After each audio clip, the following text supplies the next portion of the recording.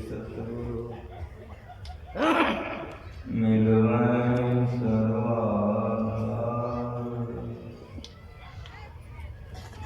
मंगलमय मंगलकरण बिनु बारंबार। ज्ञान उदधिर ज्ञान घन सतगुरु शंकर नमो नमो भगवान। सकल सुखोजन बंदर पद कंज कृपा सिंधु नररूप हरि महामोहतम कुंज जासु वचन रवि कर धन्य धन्य सतगुरु सुखदास। महिमा कही न जाय जो कछु कहूँ तुम्हारी कृपा। मोह कछु न बोलिए प्रेम से श्री सद्गुरु महाराज की जय। वंदनीय साधु संत परमादरणीय सज्जन वृंद, माताओं बहनों, आत्मज्ञान के संबंध में सुन रहे पाठ भी सुना, व्याख्या भी सुनी। आत्मा के द्वारा जो परमात्मा को प्राप्त कर लेते हैं वे कैसे हो जाते हैं?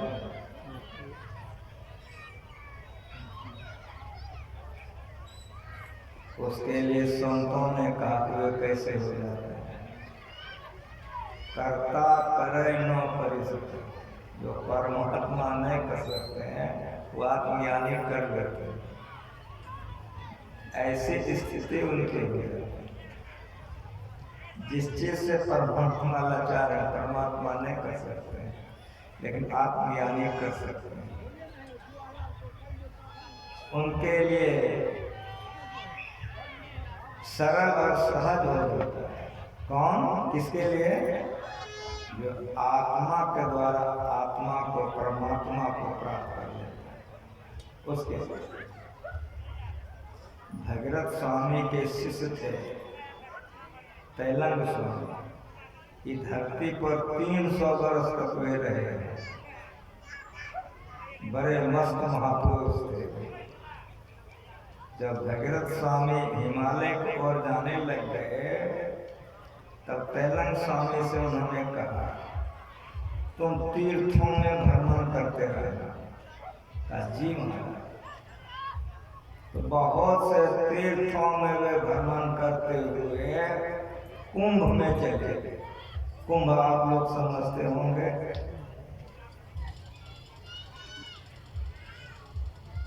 कुंभ का जो मेला होता है वो आपके मेले जैसा नहीं होता। कई 100 विधि में होता है और कई दिन नहीं, 15 दिन, 1 महीना।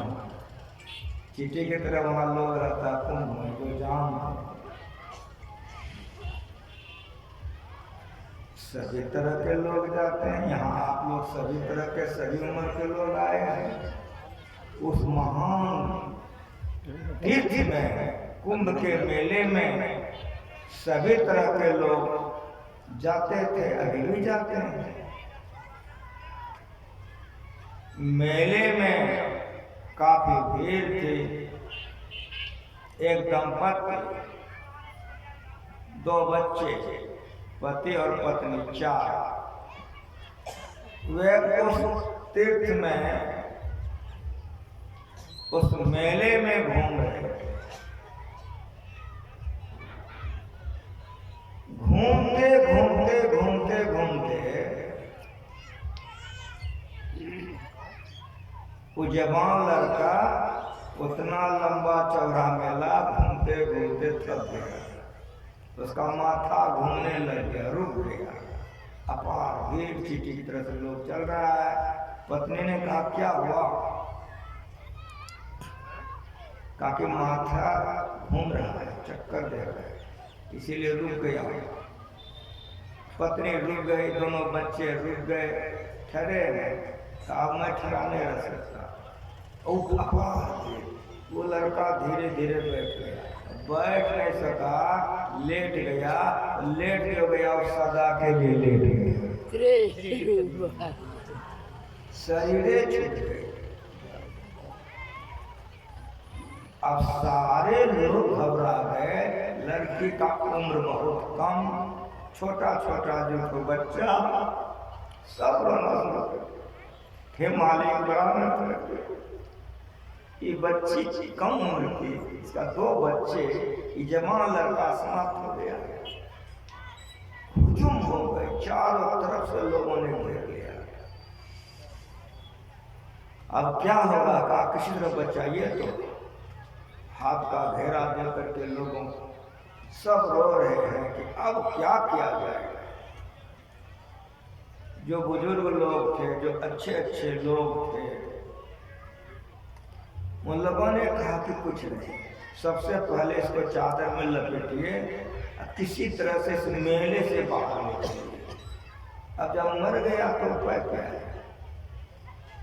मेले से बाहर लेकर चलिए, वहां जाकर के हम लोग कुछ सोचेंगे। करुणा से भरा था, सारे लोग विलाप कर रहे। उसी समय उसी हो करके तैलंग स्वामी जा रहे। वे बड़े घटिंग महात्मा, बड़े मस्त, लोगों की नजर पड़ गई, पकड़ लिए, घेर लिए, चरण में सब महिला पुरुष गिर गए। सब रोने लगे कि बाबा अनर्थ हो गया। का क्या हो गया? का ये देखिए छोटे छोटे 2 बच्चे हैं, इसका ये पति हैं, ये बेचारी कम उम्र की बच्ची है, इसके पति हैं, बाबा ये मर गए। सब रो रहा है, करुणा से भरा हुआ है। चादर से जो लपेटा था, वो लोग जो लपेट गया था, सारे लोग जो रो रहे थे। तैलंग स्वामी पूछते हैं कि क्यों तुम लोग ऐसे घबरा रहे हो, क्यों रो रहे हो? का बाबा नहीं देख रहे हैं, ये मर गए हैं, इसीलिए सब कोई रो रहे हैं। तैलंग स्वामी मुस्कुराए और उन्होंने ऐसे हाथें की कि काहे के लिए लपेटे हो? कि जिंदे को काहे लपेटे, मरा कहाँ है? जैसे कहा कि जिंदे को काहे लपेटे, मरा कहाँ है? वो लड़का उठ करके बैठ गया। करता करे न करी सके, इस शक्ति हो जाती है। जो परमात्मा नहीं कर सकता है, वे कर सकते हैं। किनको प्राप्त करके? परमात्मा। अभी आप लोग उसी के संबंध में सुने हैं कि परमात्मा कैसा है। सुनिए, अगर संत मत से ईश्वर को हटा दीजिए तो संत मत खोखला हो जाएगा। आस्तिक मत है संत मत। हमारा भारत आस्तिक देश है। हमारे भारत में ईश्वर की बड़ी मान्यता है। लोग इतना तक कि चोरी डकैती करने भी जाते हैं, वो काली माँ को मिठा कर कबूल की जाता है। इतना आस्तिक देश है भारत, बड़ा आस्तिक देश है। विविध रूपों में परमात्मा को देखते हैं, लेकिन जब तक परमात्मा स्वरूप को हम नहीं जानते तो भक्तों की भक्ति पूरी नहीं होती। गुरु महाराज जी के ज्ञान का प्रचार बड़ी कष्ट से। गुरु महाराज कभी कभी बैठते थे तो हम लोग बैठते थे। गुरु महाराज जी कहते सुनो जी, जब हम बाबा साहब के साथ में थे तो बाबा साहब बहुत से ग्रंथों का पाठ करवाते थे, हमको बहुत किताब पढ़ना पड़ता था। उसी समय मेरे मन में होता था कि एक किताब ऐसा होता है, एक पुस्तक ऐसी, इतना किताब नहीं ढूंढना पड़ता। जब हमको मौका मिला हम वेद उपनिषद संतों की वाणी पढ़े, सत्संग योग बना दिए, अब ढेरी किताब में ढूंढना पड़ेगा, एक एक किताब से काम चल जाएगा। सत्संग योग के लिए ब्रह्मा जी कह के गए हैं कि हमारी रचना जिसको पसंद नहीं है अपनी रचना कर, सत्संग योग का बराबरी कर सकेगा। और उन्होंने कहा जब मैं नहीं रहूंगा सत्संग योग मेरा प्रतिनिधित्व करेगा। सत्संग योग रामचरितमानस और पदावली खूब पढ़िए। ज्ञान पढ़ करके होता है या ज्ञान सुन करके होता है। इसमें जो गुरु महाराज ने रखा है फालतू बातों को नहीं रखा, मुमुक्षुओं के लिए चाहिए वही रखा। इंद्रियों के द्वारा और प्राप्त होने जो नहीं है और मन से भी मनन नहीं किया जाता। जो वेद कह रहा है वह उपनिषद कह रही है। वही कबीर साहब ने कहा, उनका स्वरूप कैसा है, और वही नानक साहब ने कहा वे कैसे हैं। और मैं पाठ करवाता, लेकिन बकते लोग हैं ना, खाली पाठे से नहीं होगा। हमारे सत्संगी समाज जान जाते हैं पाठ होते हैं कि विषय क्या है। गुरु महाराज जी समझा क्या गए हैं। जब गुरु महाराज जी स्वशरीर के अखिल भारतीय जिला वार्षिक में अगर आप लोग गए हैं तो बंगला कीर्तन पार्टी रहता था, हिंदी वाला रहता था। जब बंगला कीर्तन पार्टी जाने लगता था मंच पर तो गुरु महाराज से पूछता था हजूर आज किस विषय पर गाएंगे।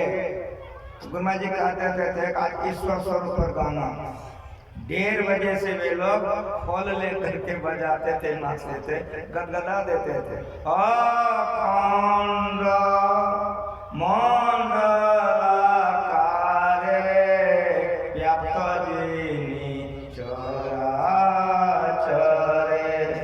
गाता था तो लोगों को झुमा देता था, मस्त हो जाता। जब हमारे फुलचंद बाबा जाने लगते थे गायक लोग तो गुरु महाराज जी कहते ईश्वर पर गाना है। जब संशय आप पूछते थे हजूर पाठ क्या करेंगे, ईश्वर पर पाठ कीजिए। और जब बोलने लगते थे गुरु महाराज जी ईश्वर पर बोलते थे, ईश्वर पर भजन होकर आरती हो जाता था। एक विषय को ठीक ठीक समझें और समझावें। गुरु महाराज जी की बड़ी कृपा है कि हम लोगों को ग्रंथ बना के दे दिए हैं, खूब पढ़ना चाहिए। जैसा चीज पढ़िएगा मन वैसने होगा। गुरु महाराज जी का सत्संग योग पढ़िएगा, गुरु महाराज जी का रामायण पढ़िएगा, पदावली पढ़िएगा, बहिर्मुख नहीं होइएगा। हमारा चैलेंज है, कहीं पदावली उठा के पढ़िए अंतर्मुख होइए। बाहर के बातों को गुरु महाराज जी छाटिए, उनके प्रवचनों को सार सार पढ़िए, उनके प्रवचनों को पढ़िए।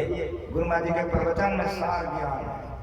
बार बार प्रवचन पढ़िए। जब मैं उनके साथ रहता था तो कहीं कहीं गुरु महाराज जी जो 10-10 पन्ने में समझाए, घंटों घंटा, कभी कभी गुरु महाराज जी थोड़े में समझाए, तो सबको मैं नोट करता था।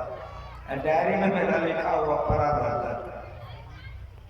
पटना के एक प्रोफेसर थे, हमारे से उनका बड़ा प्रेम था। नागेश चौधरी, नागेश कुमकुम कॉलेज पटना के हेड थे। बहुत लोग उनको जानते हैं। गुरु महाराज पर उन्होंने PhD की, डिलीट भी किया। वो मेरे यहाँ आए थे, मेरी डायरी उनको हाथ लग गई, ऊपर लिए चुपचाप बैग में रख लिए, लेके चले गए पटना। वहां जाकर फोन कर दिए कि आपकी किताब चोरी हो गई। महाराज आप इतने कंजूस हैं, मैं नहीं जानता था। संशयवा लिखे तो छपवा दिए, और बाबा लोग लिखे छपवा दिए। ये आपकी जोड़ी में ताला लगा के रखते हैं, तो मैं आपका डायरी ले आया हूँ। उन्होंने एक डायरी से 2000 किताब बना दी, और उन्होंने कहा कि संसेवे बाबा नाम रखते हैं सत्संग सुधा, तो हम लोग तो नहीं रख सकते हैं, हम रखते हैं महर्षि में अमृतवाणी। हम कह बड़ा बढ़िया नाम। और जब छप्पर का गया तो लोग लुट लुटा लिया, कहे कि उसमें बहुत सार प्रवचन, छोटा छोटा आधा पन्ना का, एक पन्ना का प्रवचन में सब बात गुरु महाराज समझा दिया। दोबारा छपाए, फिर सब समाप्त हो गए। तिवारी बहुत लोगों की चिट्ठी आ गई, हम बिल्कुल छोड़ रहे थे, लेकिन बहुत लोगों का दबाव होने पर इस बार एक आदमी ने कहा नहीं बाबा छपा, कुछ प्रतियां साथ में रह जाता है। मेरा कहने का मतलब कि गुरु महाराज का प्रवचन सारे ग्रंथों का सार गुरु महाराज का प्रवचन। गुरु महाराज जी गए थे नेपाल, हम लोग सब कोई साथ में थे, कई जगह पर सत्संग होते हुए अंदर भीतर नेपाल में गुरु महाराज जी थे। मुझे कोई जरूरत पड़ गई, मैं गुरु महाराज से प्रार्थना क्या कि हजूर हमको तो भागलपुर जाना पड़ेगा, उपाधार ऐसे ऐसे काम है। गुरु महाराज जी खुश हो गए और कहा हाँ केदार ठीक है तुम जाओ, लेकिन एक काम करो। जी हजूर, राम लगन को बुखार हो गया। जी राम लगन को साथ में ले लो। मैंने कहा जी।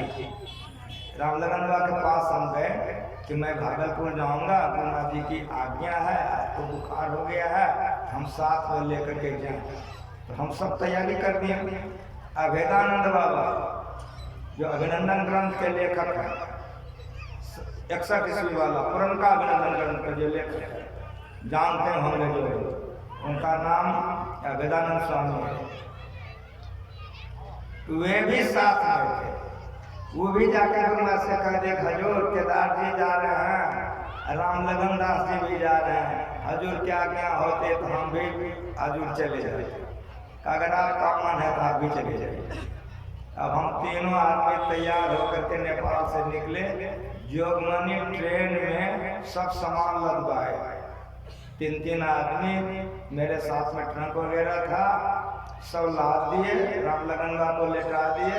राम लगन से कहेंगे बाबा हम दवाई खिलाएंगे आपको, गर्म पानी लेके आते हैं दुकान से। जैसे दुकान से पानी लेके आए, दवाई खिलाने लगे, तो राम लगन हमको सुनो, ये जो फुल पैंट वाला चश्मा लगा के बैठा है सामने में, उनका जी आपका गड़बड़ात नहीं है। हजूर क्या हुआ? कहा जब तुम पानी लाने गया था, मेरा झोला तुम्हारा बेटे इनका सब कुछ आ रहा था, ये आदमी गड़बड़। हम दवाई खिला दिए। उनके बाबा आपको चिंता मत कीजिए, हम आ गए, आपको बुखार है, आप सो जाइए, हम ही चश्मा वाले को देखते रहे। ट्रेन चल चुकी थी, बगल में अभेदानंद बाबा बैठे थे। उस सज्जन ने प्रश्न कर दिया अभेदानंद बाबा से, आप लोग कहाँ से आ रहे हैं? का नेपाल से। किस लिए गए थे? ईश्वर भक्ति का प्रचार करने। हमारे गुरु महाराज ईश्वर भक्ति का प्रचार करते हैं। ईश्वर किसको कहते हैं? अभेदानंद बाबा रिटायर्ड शिक्षक के पूजवानी के लिए थे, बड़े ऊंचे तबके के विद्वान थे। समझाने लगे तो बीच बीच में टोक दे, फिर समझा में, फिर टोक दे, फिर समझा में, फिर टोक दे। होते होते क्या हुआ, एक बार अंग्रेजी में कोई शब्द बोल दिया सज्जन, तब अभेदानंद बाबा गरम डलते थे। अंग्रेजी में जब गरियाना शुरू किए तो अंग्रेजी दिखाता है, तुम्हारे ऐसा सब पोता हमको है, तुम अंग्रेजी देखा। बहुत बात विवाद हो गई। राम लगन बाबा उठ करके बैठ गए, इधर काहे बूढ़े से तुम लगते हो? गलत नहीं कहा है, उसका लड़का अमेरिका में रहता है, तुम ये सब पोता हो, एक को सब झूठ नहीं बोला है। देख रहे हो अंग्रेजी कैसा है उसका? यहाँ बैठो, हमारे बच्चे के पास बैठो, जो कुछ पूछना ऐसे पूछो। शांत हो गए, बाबा लेट गए, अभिराम बाबा बैठ गए, मेरे पास में बैठा था, सब देख रहे थे। गाड़ी थोड़ी दूर चली आगे, उन्होंने मुझसे भी प्रश्न कर दिया कि ईश्वर किसको कहते हैं। हम तो तुरंत लड़ाई देखे थे, हमारा दिमाग हो गया कि अब की हो गया।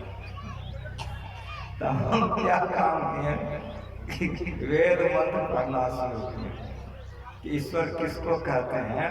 तो वेद से समझाने, विद्वान आदमी है, भाषा इसका बहुत ऊंचा तबका का विद्वान है, तो वेद पढ़ने के रोक दिया कि वेद से नहीं कहिए।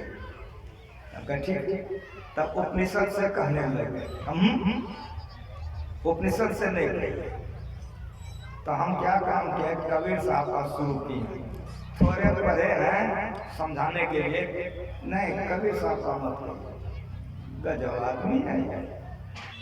हम कह के आप समझना कैसे चाहते हैं? कहा कि वेद उपनिषद संतवाणी से हमको मत समझाइए। हमके तो समझावे कैसे? आपके गुरु क्या कहते हैं वैसे समझेंगे। तो उसको हमको गौर से देखने लगे, ऊपर और नीचे। तो हमको कहता है कि इतना गौर से हमको क्यों देख रहे हैं? हमको सुनिए, वेद में एक मंत्र है, उपनिषद में ऋचा है, रामायण में चौपाई है, कबीर साहब में साखी है, गीता में एक श्लोक है। लेकिन हमारे गुरु महाराज जी उस ईश्वर के लिए एक तो शब्द कहे हैं। इसलिए आपको ऊपर नीचे मैं देखता हूँ, आप समझ नहीं सकेंगे। वो हमको कहता है हम समझे चाहे न समझे, गुरु महाराज का कहिए। हम कहें कि सो समझ लीजिए, तो नहीं गुरु महाराज से कहिए। हम कहे जो पर बच्चों को मेरा मुंह देख रहा है, हम उसका मुंह देख रहे, गाड़ी जा रही है। थोड़ी देर के बाद वो कहता है क्या हुआ जो परम कर? हम जो आदि अंत रहित है। फिर हम चुप हो गए, गाड़ी जा रही।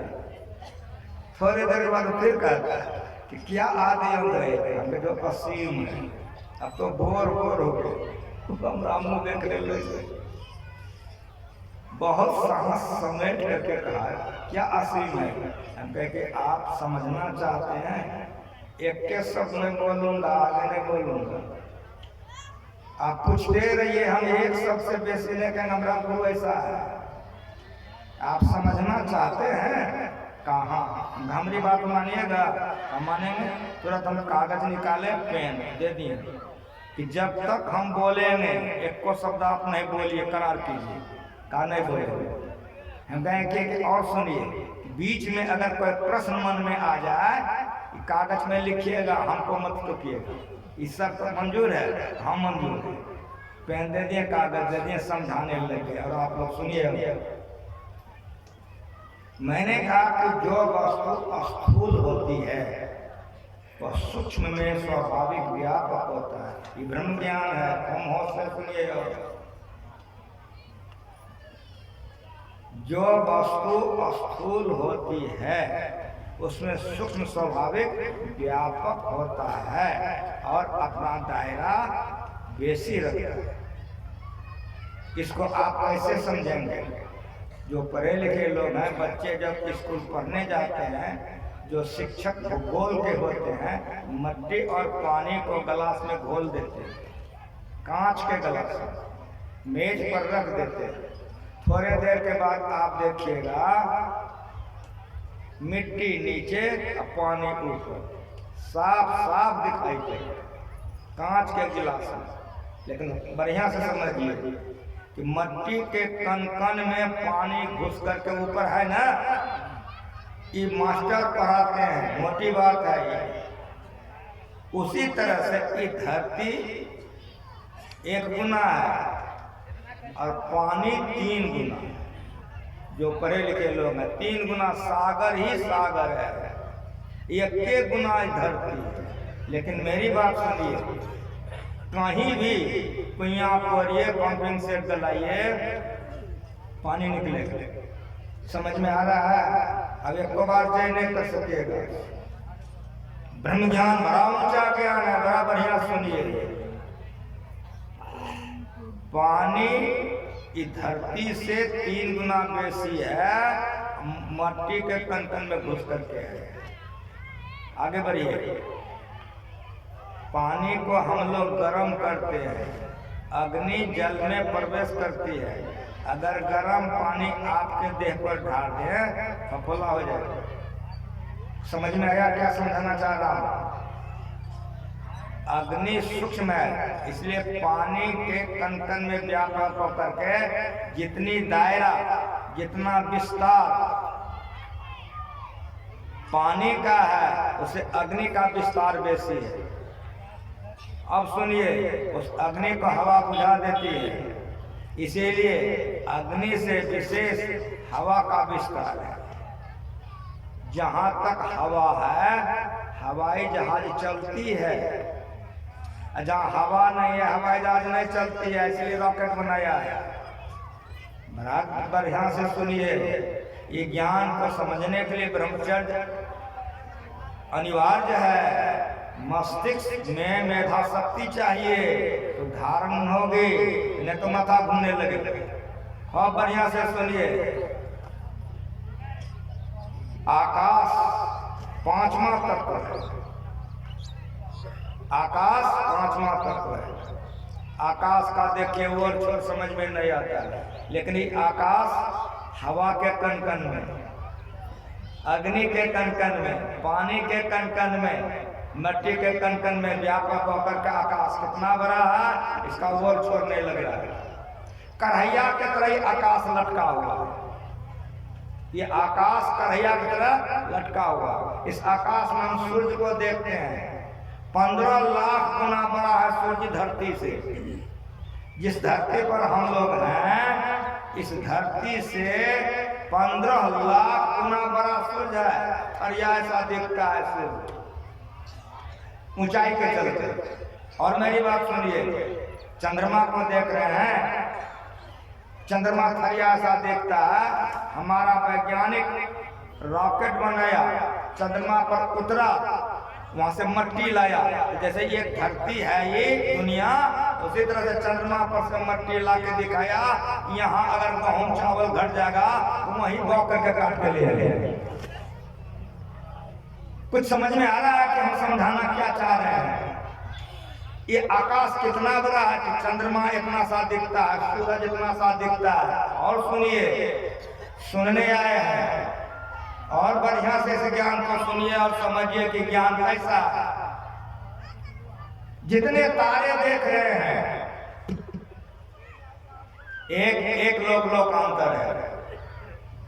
चंद्रमा तक का हमारा वैज्ञानिक जाकर सिद्ध कर दिया कि एक लोक है। तारे इतने ऊंचाई पर हैं, अब चंद्रमा से आगे जा सके नहीं संभव है। कि आकाश का ही और छोर दिखाई नहीं पड़ रहा है कि आकाश का और छोर कहां है। पर ये रामायण जो पाठ हो रहा है, तुलसीदास जी महाराज लिखते हैं कि व्योम को व्योम, तुलसीदास जी महाराज लिखते हैं नव सत कोटि अमित अवकाश। नव का आकाश को खूब बढ़िया से स्थिर शांति से सुनिए। ऐसे ऐसे आकाश को परमात्मा 100 करोड़ आकाश को जगह दे देगा, तैयो परमात्मा में जगह कितना है तो कोई बता नहीं सकता है। ऐसे परमात्मा को समझना है। ऐसे ऐसे आकाश को नव सत कोटि अमित अवकाश, ऐसे ऐसे आकाश को 100 करोड़ आकाश को परमात्मा जगह दे सकता है। फिर भी उसमें कितना जगह बच गया कोई बता नहीं सकता।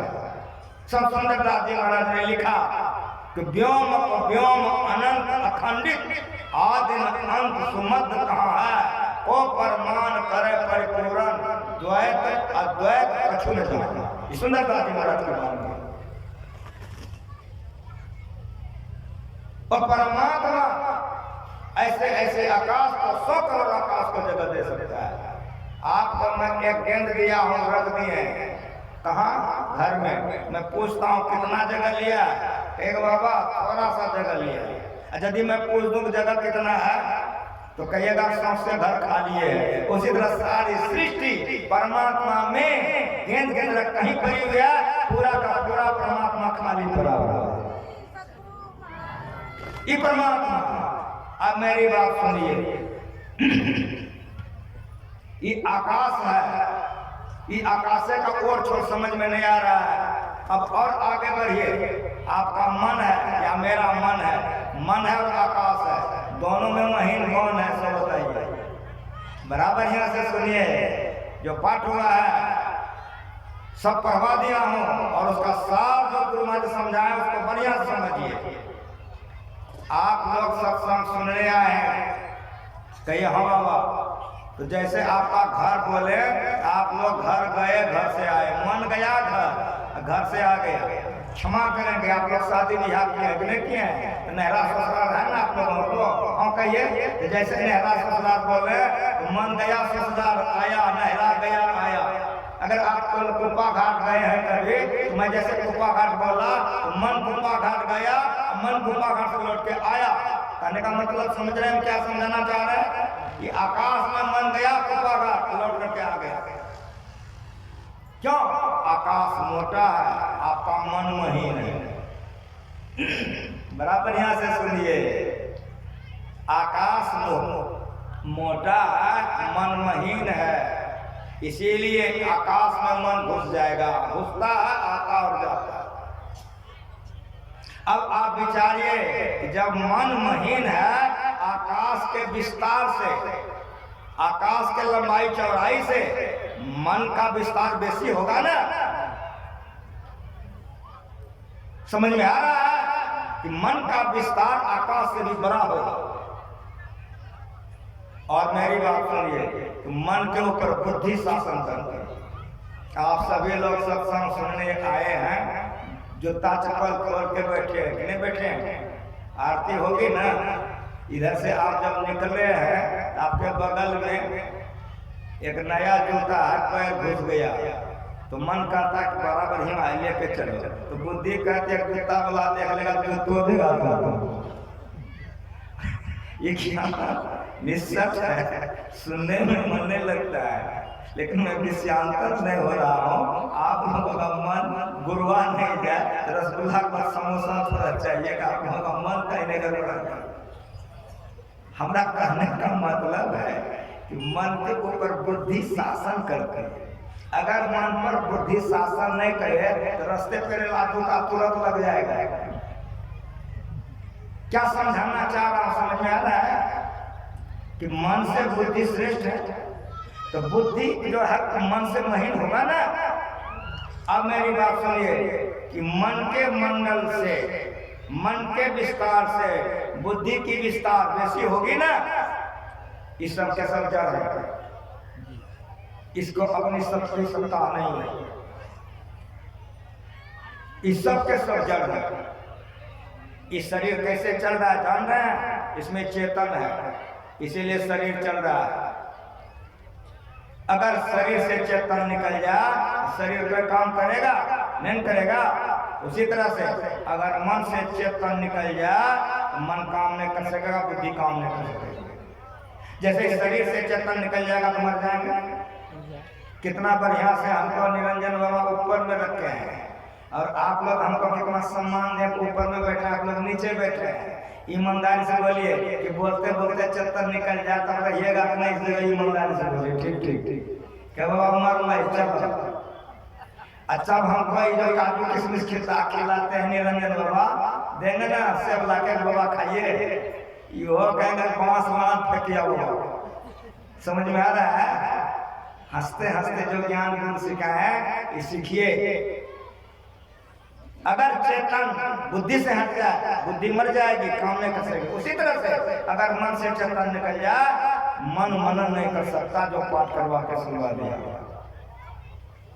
ये ज्ञान है। और मेरी बात सुनिए, उस चेतन को जो चेतना देने वाला है, ये पाठ करवा के सुनाया। मैं बस से कहीं जा रहा था, बस सिट्टा था, मैं बैठा था, एक सज्जन मेरे बगल में आके बैठ गए। विद्वान थे, बहुत ऊंचे तबके के, वो हमको कुछ सुनाने लगे। मेरा मन बड़ा खुश हो गया कि बड़ा बढ़िया बात हो गया कि रास्ता बड़ा सुंदर से कट जाएगा।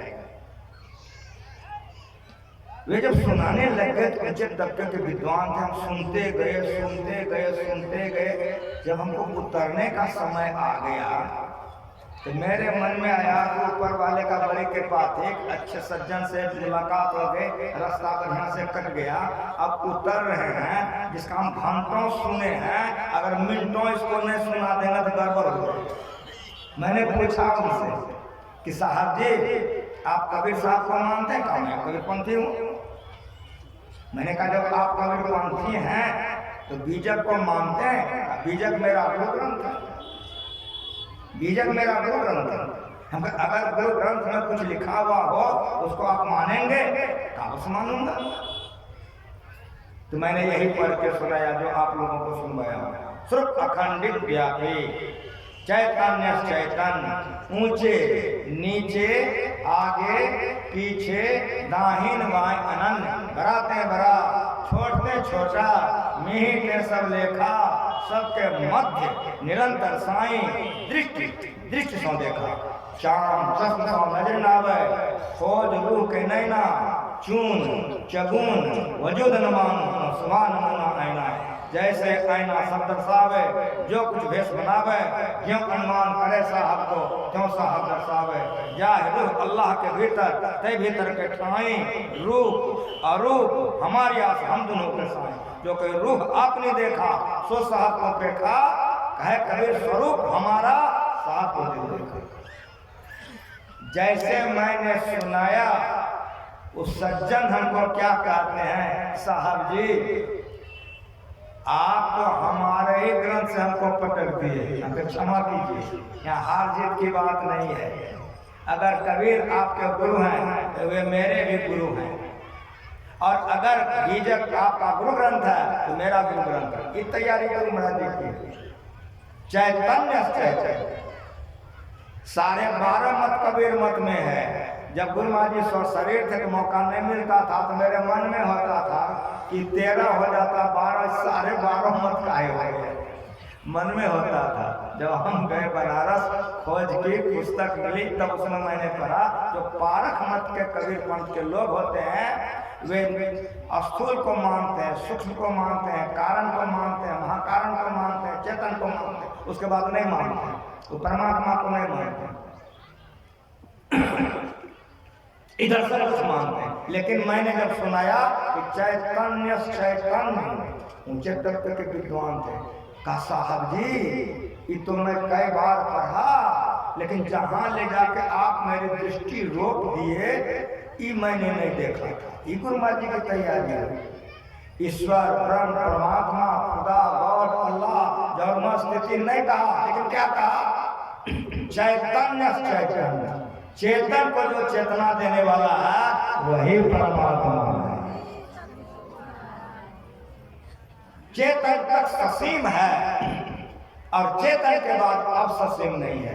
सारे ससीमों के पार में असीम है और वही परमात्मा है। वो आदि अंतरहित है, असीम है, अजन्मा है, अगोचर है, सर्वव्यापक है और सर्वव्यापकता से परे है। जो गुरु महाराज रटा के कहे, सारे शास्त्रों का शास्त्र गुरु महाराज रटा के, वह कैसा है, नाद से मात पिता सुत बंधक नानक, उसको माय नहीं है, उसको पिता नहीं है, उसको पत्नी नहीं है, उसको भाई नहीं है। यदि ऐसा कोई है तो परमात्मा नहीं है। नाथ मात पिता सुत बंधक, नाथ काम नारे, अतुल निरंजन अपर पर सकली जो वो परमात्मा है। वो परमात्मा अनंत होने के कारण चेतन के तन में और मन बुद्धि के तन में और जड़ प्रकृति के तन में सब में ओत है, वो कहीं से खाली नहीं है।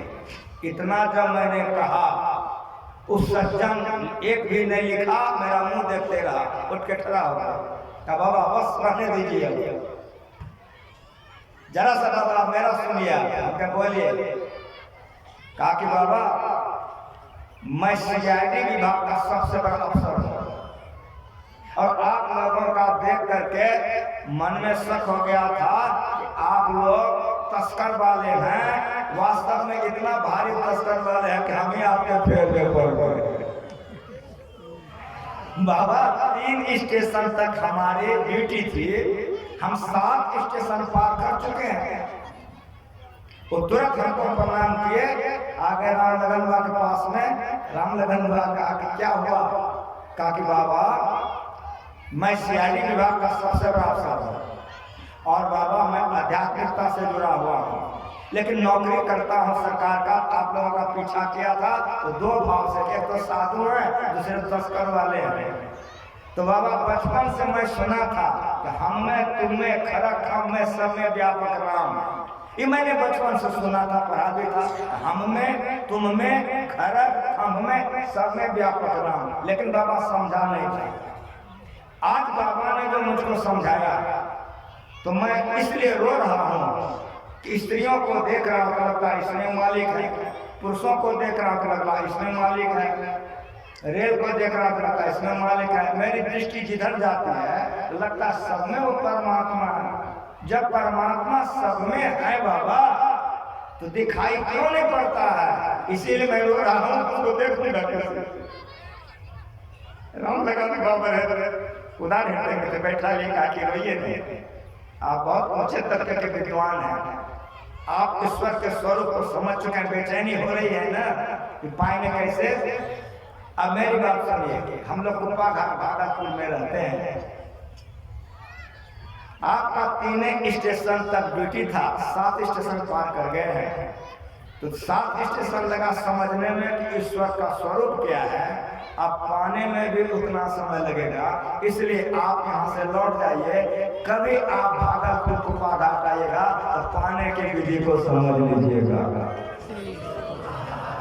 यही विराम, वह परमात्मा आदि अंत रहित है, असीम है, अजन्मा है, अगोचर है, सर्वव्यापक है, सर्वव्यापकता से परे है। वह परमात्मा जनानी नहीं है और वह परमात्मा मर्दाना नहीं है। वो परमात्मा कैसे पाया जाएगा, इस विषय पर हम आपका सेवा सभी साधनों के साथ पिछली बेरा कराएंगे।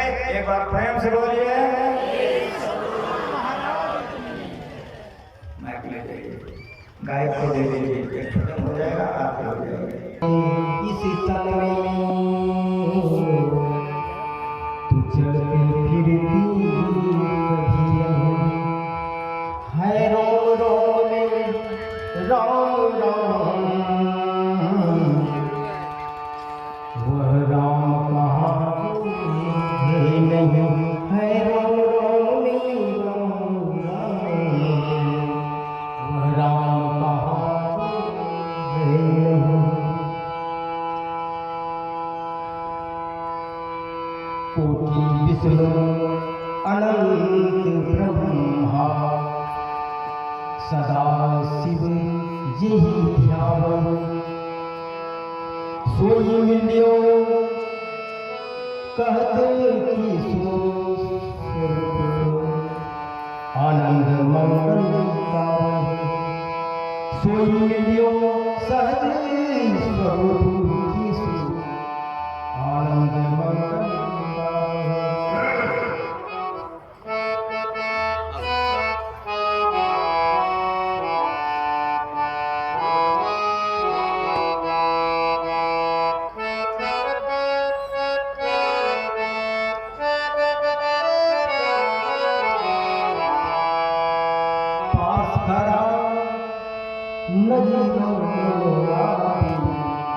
ऐसा राम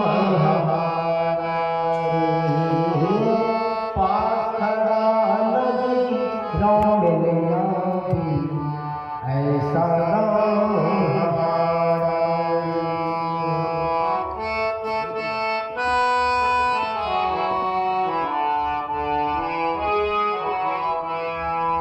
है घट में घट ही सब जाने, रहे खलक सी न्यारी, है घट में घट ही सब जाने, रहे खलक सी न्यारी, ऐसा राम पास खड़ा नजरों में आओ, ऐसा राम हमारा